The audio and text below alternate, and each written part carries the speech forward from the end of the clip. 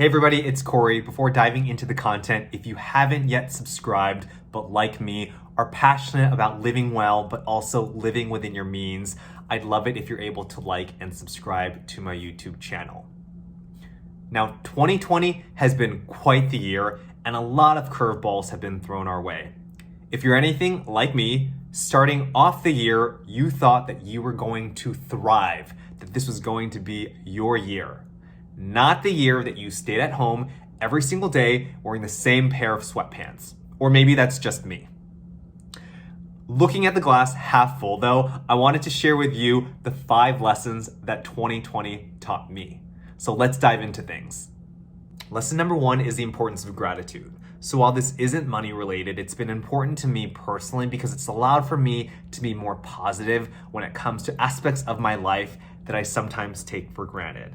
Now, some people like to keep gratitude journals. I generally am somebody that likes to think about what I'm grateful for either in the morning or at night, but I've also found it helpful for me to pause in my day when something really, really stressful has happened at work so that I can reflect on what it is that I'm thankful for. In short, gratitude helps ground me and it puts things into perspective when I really need it. Lesson number 2, cut costs that are not necessary given the current situation. So living and working in New York City and transitioning to working from home in early March, I was able to quickly realize that there were recurring expenses that didn't need to happen moving forward. One example was dog walking. Now that I was working from home, I had the flexibility to take the dog out during the workday, so I didn't need to pay a dog walker $30 a day. Another example, which came out of necessity, was cutting my own hair. Barbershops were closed, and it was a skill set that I learned in 2020 that I was not expecting. So those are 2 examples, which on a monthly basis save me about $730. Lesson number 3, the importance of having a financial safety net. So this is really relevant to me because earlier this year in July, the company that I work for went through a round of layoffs. While I fortunately was not impacted, it showed me the importance of being able to have a financial buffer such that you can weather an uncertain storm. At the end of the day, having a financial safety net allows for peace of mind and knowing that I will be okay and that I will land on my feet.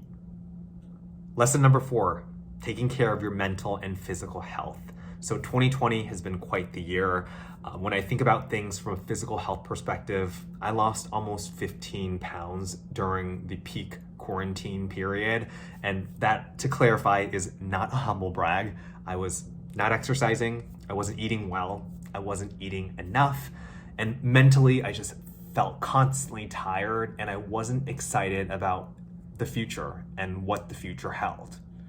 Now, how I've been trying to work on that is by setting up more intentional time with family and with close friends that I know bring out the best aspects of myself.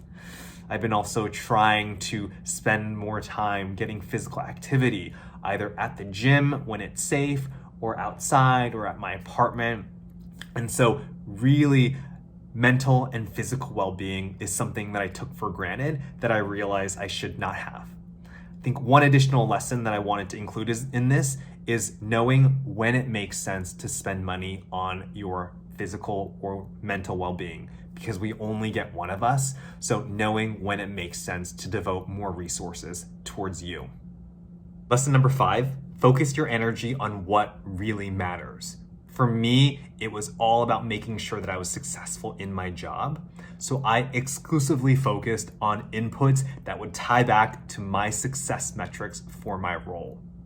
If we're thinking about things from a money perspective, if your ultimate goal is to pay off your credit card, or to be able to pay down your student loans, or to be able to save enough money to be able to be financially independent, then that is your goal. And anything that is getting in between you and the goal, consider cutting out. So those are the 5 lessons that I learned from 2020. I want to hear from you though. What are the lessons that you learned? Comment, like, subscribe, and I will see you all in 2021. I hope that you guys have a fantastic new year.